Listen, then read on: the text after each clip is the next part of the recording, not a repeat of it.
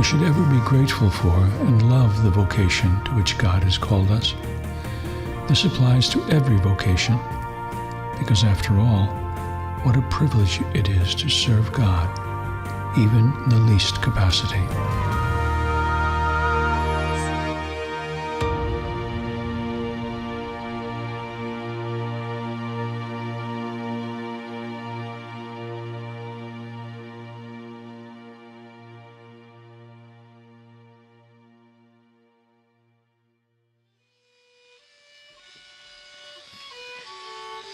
God made me to know Him. Oh, what a blessing! To love Him, to serve Him, sure rests in the same. It's heaven begun for the faithful, for the grateful on earth, to treasure aright highest heaven its worth. God bless you all.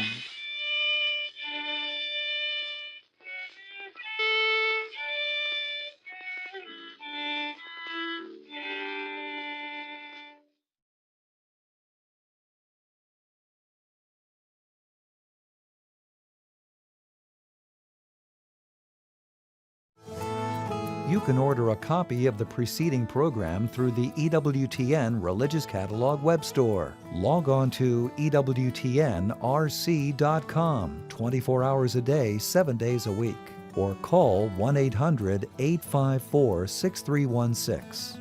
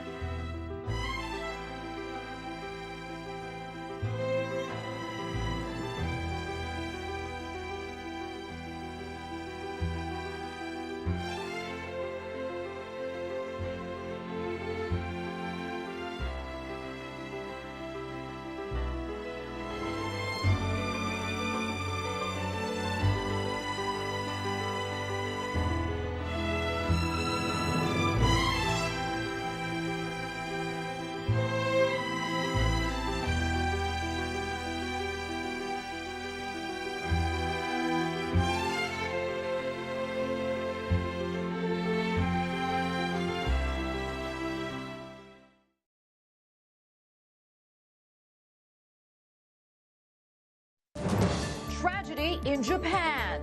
The country and the world mourn the assassination of former Prime Minister Shinzo Abe. Fight for the unborn. President Joe Biden signs an executive order that could strengthen abortion. We're at the White House. Pro-life pregnancy centers. A closer look at the work being done to help expectant mothers and their babies. And on the road again. The Vatican makes an announcement about the Holy Father's travel itinerary. On EWTN News Nightly for Friday, July 8th, 2022.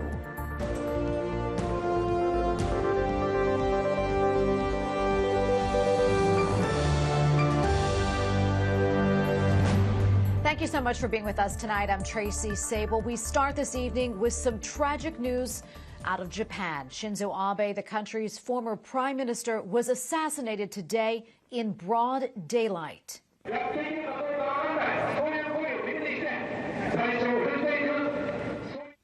The 67-year-old was giving a street corner campaign speech in a western Japanese town. Moments later, a gunman shot him twice from behind. The former prime minister, Japan's longest-serving prime minister, was airlifted to a hospital and later pronounced dead. A suspect is in custody and has admitted to the attack, an attack which has stunned the nation and the world. Japan's current prime minister is calling the assassination, quote, an unforgivable act. どうか一命を取り留めていただきたいと。Fumio Kishida says that he was, quote, desperately praying for the former prime minister to survive. Unfortunately, that prayer was not answered. At the time of the shooting, Japan's current leader was taking part in campaign events. Parliamentary elections are scheduled for Sunday. A former U.S. president is among those reacting to the assassination. In a social media statement, former President Donald Trump remembers his fellow world leader as, quote, a unifier like no other. But above all, he was a man who loved and cherished his magnificent country, Japan. Shinzo Abe will be greatly missed. There will never be another like him. Others around the world are also expressing shock and sorrow, including Britain's Queen Elizabeth II. Shinzo Abe served as prime minister from 2006 until he stepped down for health reasons in 2020. He is credited with revitalizing Japan's economy. He also served to strengthen Tokyo's status in Asia. Overall, he won 6 national elections. He is survived by his wife, Aki. President Joe Biden says that he is stunned, outraged, and deeply saddened by former Prime Minister Abe's assassination. And this afternoon, he left a condolence message at the Japanese ambassador's residence. The president shared his reaction after making new comments about abortion. White House correspondent Owen Jensen reports. Owen? Tracy, good evening to you. President Biden announced a new executive order the White House describes as, quote, protecting access to reproductive health care services, end quote. But later, during the White House press briefing today, they did not want to take our questions. President Joe Biden called former Japanese Prime Minister Shinzo Abe a friend who cared deeply about the Japanese people and says he was engaged in the work of democracy even at the moment he was attacked. During a speech, he was asked by a reporter about the security situation in Japan after the assassination. I do not believe it's likely to have, but I don't know yet, likely to have any profound destabilizing impact on Japanese security or Japanese solidarity. Also in the Roosevelt Room, the president laid out his plan to protect abortion, despite the Supreme Court tossing out Roe v. Wade just 2 weeks ago today. I'm asking the Justice Department that, much like they did in the civil rights era, to do something, do everything in their power to protect these women seeking to invoke their rights. The White House says it will, quote, protect access to medication abortion, ensure emergency medical care, and protect access to contraception. We cannot allow an out-of-control Supreme Court working in conjunction with extremist elements of the Republican Party to take away freedoms and our personal autonomy.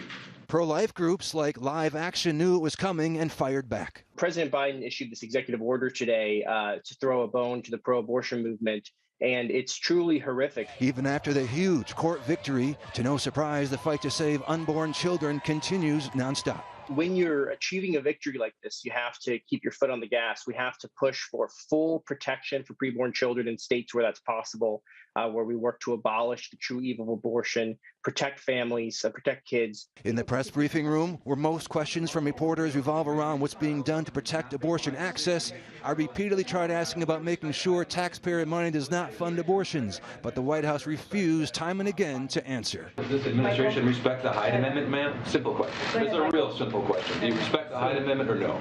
You can answer that? Michael, you can't answer that question?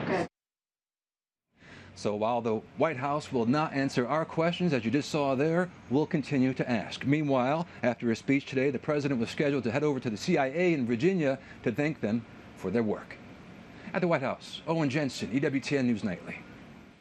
A new report says pro-abortion protesters disrupted a Catholic mass late last month in Chicago. A police officer and other people escorted the demonstrators out of St. Joseph Catholic Church. The pastor says after a few minutes, the mass resumed. And for more on this story, including video of that incident, visit our partners at CatholicNewsAgency.com. With the midterm elections just over 100 days away, the push is on by both Republicans and Democrats to win seats in Congress. Democrats have ramped up their efforts to make so-called abortion rights front and center with a multi-million-dollar ad campaign. Capitol Hill correspondent Eric Rosales has more. The Democratic National Committee launched a 5-figure digital ad buy after the U.S. Supreme Court overturned Roe v. Wade. The ads targeted women 18 to 55 on both Facebook and YouTube in a number of key battleground states. I've been very clear on my position.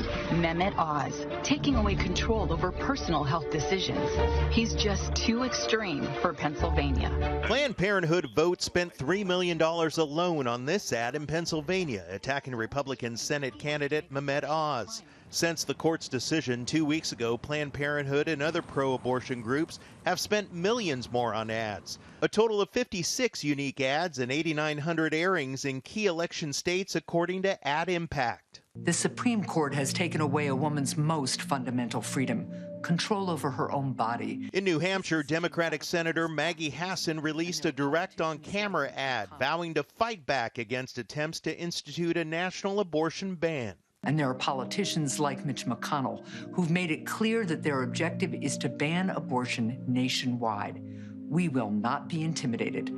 I will fight and never back down. Meanwhile, Republicans are fighting back, not just with votes, but with possible legal challenges. Senator Marco Rubio wrote to the Office of Personnel Management, charging the Biden administration with potentially violating the Hyde Amendment, which prohibits the use of taxpayer money to pay for abortions. Senator Rubio wrote in part, quote, "The Biden administration's actions and statements over the last several days are focused on undermining pro-life states. The federal government has no business promoting the killing of unborn children. I demand that the agency clarify that the federal government will not provide sick leave for travel related to abortion services." A number of polls show that Americans are more concerned about inflation and the high economy versus abortion. But Democrats say that they will continue to make abortion a kitchen table issue until the November elections. At the Capitol, Eric Rosales, EWTN News Nightly. Churches are not the only buildings facing threats these days. Pro-life pregnancy centers are also under attack across the United States. But that is not detracting from the important work they aim to do. The centers help women through every step of their pregnancy by providing information and resources so that the mother can feel empowered to choose life. And joining me now to discuss is Jor-El Godsey, president of Heartbeat International. Jor-El, welcome back. Great to see you. A lot to get to today, but first, I want to get your thoughts on President Biden's executive order to help ensure access to abortions, and also how that may impact the work that you do. Well, it's just really disappointing to see the President of the United States actually take time to support abortion access when really what's happening right now on the ground is, as you've already mentioned, Tracy, is pregnancy centers who are run largely by volunteers and staff thanks to the good work of local communities and not the government's help are the ones being targeted. So, but instead our president and the likes of Kamala Harris, who herself has attacked pregnancy centers, the leader of HHS, Xavier Becerra, has done the same thing. So it's not surprising. It's just incredibly disappointing that the administration has been largely silent on now what is now over 40 physical attacks against pregnancy centers across the nation. Yeah, and you know, I know that Heartbeat International, you all have such a huge reach worldwide. For those who are not familiar, would you mind telling us a little bit more about your organization and all the good works that you do? Thank you, Tracy. The Heartbeat International really was called into existence by the pregnancy help movement back in the late 60s, and we officially began in 1971. So we're over 50 years at this, and it's been spread around now in 83 different countries, 3,000 locations. And I was actually just getting out of the country when the news of Roe being overturned came down, visiting the Balkans, where they have 1 or 2 pregnancy centers for their entire nation in that region. And so they were excited about what was happening in the U.S. Many of our friends across the globe are excited because pregnancy help is something that all of us can and should support. I wish that, of course, the administration would do the same because, frankly, every woman should be loved and supported in her pregnancy. And that's exactly what pregnancy centers do. We provide, as you mentioned, material aid. We are helping with relationship counseling and also ultrasound and other medical services throughout her pregnancy and even beyond. Into some pregnancy centers even work with them until 2 and 3 years after birth. And so we're excited to be a part of the answer to abortion and not continue to see abortion being supported by our government. Yeah, and Jor-El, I want to talk a little bit more about that. You know, we've heard this said a lot by pro-abortion advocates, you know, claiming that pro-lifers don't care about moms or their babies once the babies are born. So I want to talk a little bit more about, you know, that, also the importance of supporting women during their pregnancies as well as, you know, after they've given birth, like you've mentioned. Well, one of the things that most people don't realize, and I'm going to use Planned Parenthood statistics because they're very illustrative. 9 out of 10 pregnant women that will walk into a Planned Parenthood will leave without their baby.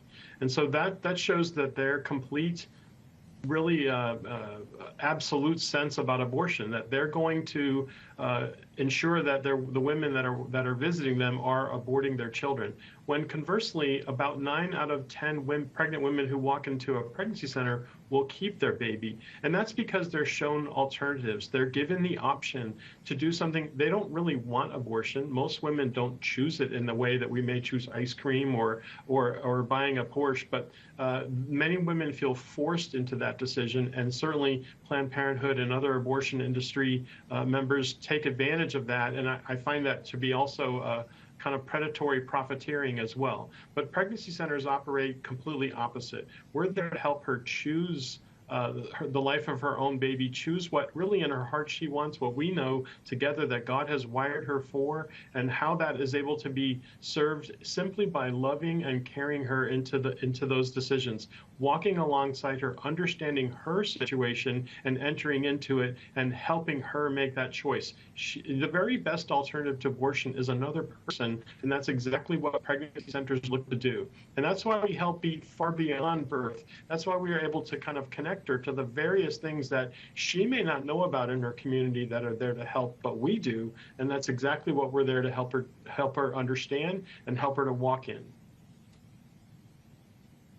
Well, Jor-El, thank you so much for your time today and for everything you do. We appreciate it. God bless you. Thank you, Tracy. Coming up, a Central American government asks Mother Teresa's sisters to leave the country. Plus, Pope Francis is adding new travel dates to his calendar. Hello, I'm Montse Alvarado. Tonight on EWTN News In Depth at 8, experts discuss the paths to best support mothers facing unexpected pregnancies and battle misinformation about pro-life laws. Plus, celebrating Mass on top of Mount Kilimanjaro, one priest's journey, tonight at 8.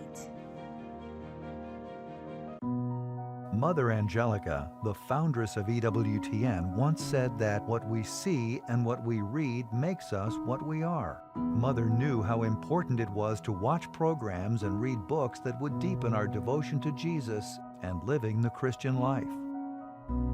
In her book, In His Sandals, Mother Angelica offers practical wisdom to guide us on our journey toward holiness.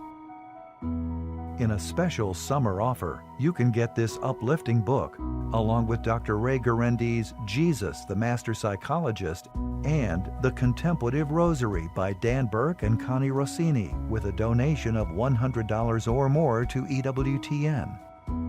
Inspirational books like these will help you grow closer to Jesus and reflect His light to others. And your donation will support EWTN's mission of proclaiming the eternal Word. You can get all 3 books for a donation of $100 or more today.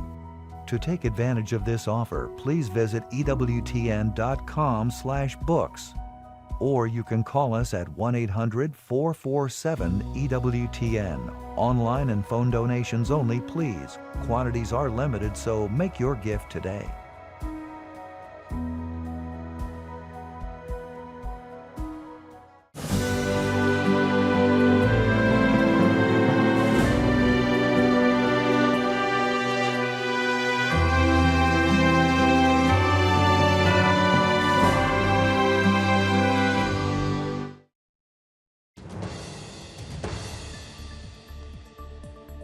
Pope Francis is set to resume travel within Italy. The Vatican says the Holy Father will make 2 in-country pilgrimages during the last weekend in September. This month's trip to Canada is also still on despite the Holy Father's limited mobility. The religious order founded by Mother Teresa has been expelled from Nicaragua. The Missionaries of Charity were officially removed earlier this week. Police took the 18 sisters who were serving the poor in Nicaragua to neighboring Costa Rica. Nearly 3 dozen faith-based institutions say they are divesting from fossil fuel companies. The organizations from 6 countries, including 5 dioceses in Ireland and 2 others in Canada. Divestment is expected to amount to more than $1 billion. Joining us now is Erin Lothes, theologian and professor at the St. Elizabeth's University in New Jersey. Dr. Lothes, thank you so much for your time today. We really appreciate it. Would you mind, could you tell us more about this decision and what specifically is meant by divesting from fossil fuel companies? Sure, and it's great to be with you. So 35 new institutions have divested from fossil fuels. And divestment means prayerfully reflecting on our Catholic faith values and using those values to guide our investment decisions.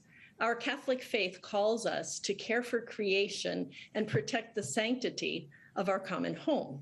So divestment creates a healthier society for our families and children and for the poor around the world who are impacted by the climate crisis. By removing funds from dangerous and unhealthy fossil fuels and redirecting those funds into positive investments that serve the common good. So I'm curious, what's the reaction been from the Vatican on this initiative? The Vatican is very supportive, and I am part of the Laudato Si movement, and we work in partnership with the Vatican and invite all Catholics to join us in protecting the sanctity of creation and caring for creation, which is part of our Catholic faith. Please visit our website to learn more about the Laudato Si movement. And before I let you go, what are your goals for the future? And also, do you have maybe other similar projects or other projects that you're working on? Well, we would invite all Catholics to heed the call of Pope Francis to care for our common home and to prayerfully discern their own decision to divest. So we have resources that can help people ponder and prayerfully discern how they would like their funds to be invested and consider a commitment to divestment. Okay, well, thank you so much for your time today. We really appreciate it. Dr. Erin Lothes, theologian and professor at the St. Elizabeth's University in New Jersey. Thank you again. Thank you so much. Up next, U.S. military recruitment, taking a closer look at a concerning trend. Live Truth, Live Catholic with trusted series, features, and specials from EWTN Home Video. The EWTN Home Video highlight for July is the Rosary for Life DVD and the Blessed is the Nation Rosary for America special. The Rosary for Life program, led by Father Joseph Mary Wolfe, contains special meditations for the protection of all human life. Also included is this unique collector rosary from Jor-El, featuring a special crucifix with red and blue enamel stars and stripes on the front and One Nation Under God on the back. We remember that God is the Father of all and that He loves each one born and preborn with a Father's love. Order your Rosary DVD set at EWTNRC.com 24 hours a day, 7 days a week. Or call 1-800-854-6316. This week on Life on the Rock, we have John Cuddeback, I'll Give a Reflection, and much more. An all-new rock-solid episode of Life on the Rock, Sunday at 9 p.m. Eastern on EWTN. A report from NBC News says every branch of the United States military is struggling to meet their recruitment goals this year. The all-volunteer force is not being filled because the amount of people eligible to serve has diminished due to issues such as drug use, criminal records, obesity, and possibly even the COVID-19 vaccine mandates. And joining us now to discuss is Tom Spoehr, retired Army Lieutenant General and Director of the Heritage Foundation's Center for National Defense. Tom, welcome. Good to be with you, and thank you for your service. First off, I want to get your thoughts on this recruiting crisis. How do you think we got to this point, and how serious is it? Yeah, Tracy, it's about the serious it's ever been since the start of the all-volunteer Army and military in 1973. It's never been this bad before. And frankly, we have seen this coming for a while, but I think the Pentagon has really ignored the warning signs. In 2018, the Army missed its recruiting goals. They scrambled around a little bit, but they really didn't take any decisive action either way. And so I think we've probably seen this coming for a while. I think that the tough labor market and maybe the pandemic accelerated things. Yeah, Tom, what do you think needs to be done to bring up the recruitment numbers? Yeah, Tracy, a number of different things. But I think the first in my mind is that we need to reconnect America with its military. I think you can go through wide swatches of the United States, and people, though, they don't even know what the military does anymore. They don't know what the lifestyle is like.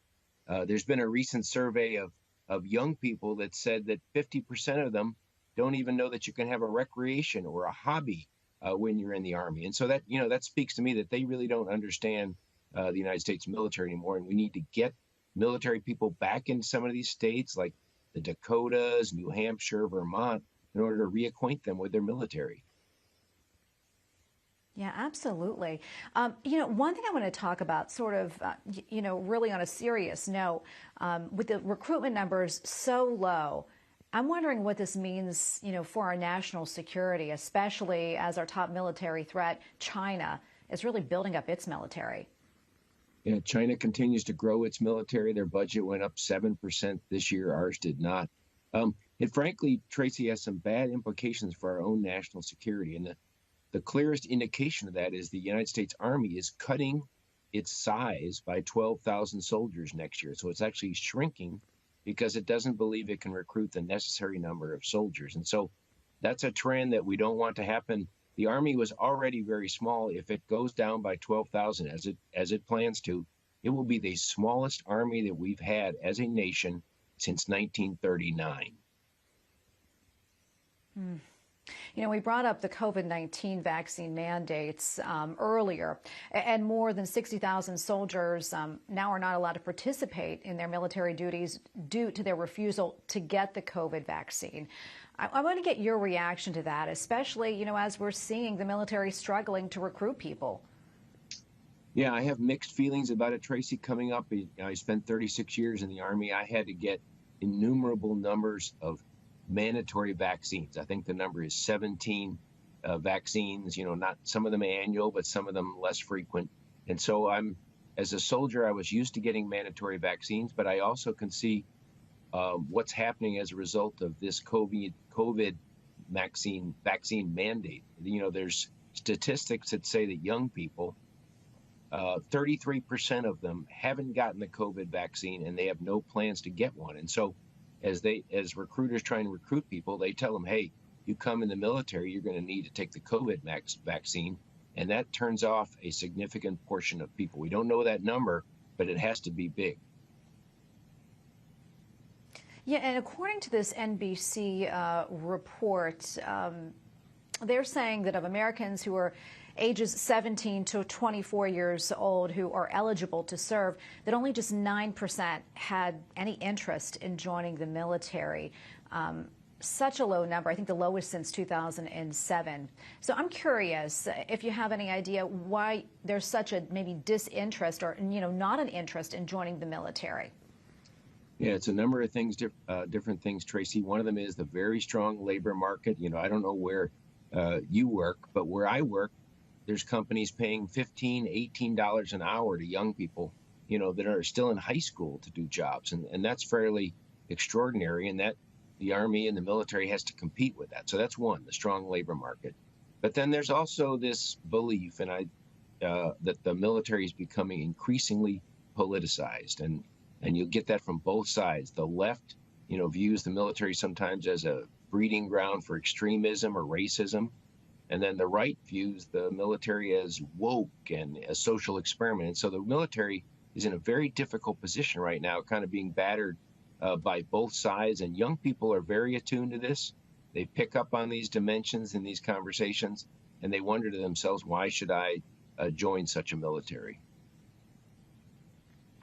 And that brings me to my next question, Tom. I'm curious, what inspired you to go into the military and serve our country? What was your story? Yeah, so I was in college. I went to the ROTC program. I really didn't have a lot of other options at the time I graduated from college, so I said, let's give the Army a try. So I didn't know much about it. But after I got in the military, I loved it. I loved the people that were in it. They taught me so much about discipline and self-control and how to lead people. And so I think that's a very common thing, that people sometimes come in the military not knowing much about it, but then after they get in, they realize how much it's doing for them. And it did so much for me, and it does lots for young people every day. It makes them into better leaders and better citizens. Absolutely. I can say on a personal note, I've seen that in my own family as well who serve. Thank you so much, sir, for your time today speaking with us, and thank you again for your service, Tom. We appreciate it. Thank you. And we thank you for watching tonight. For the entire EWTN News Nightly team, I'm Tracy Sable. Good night and God bless.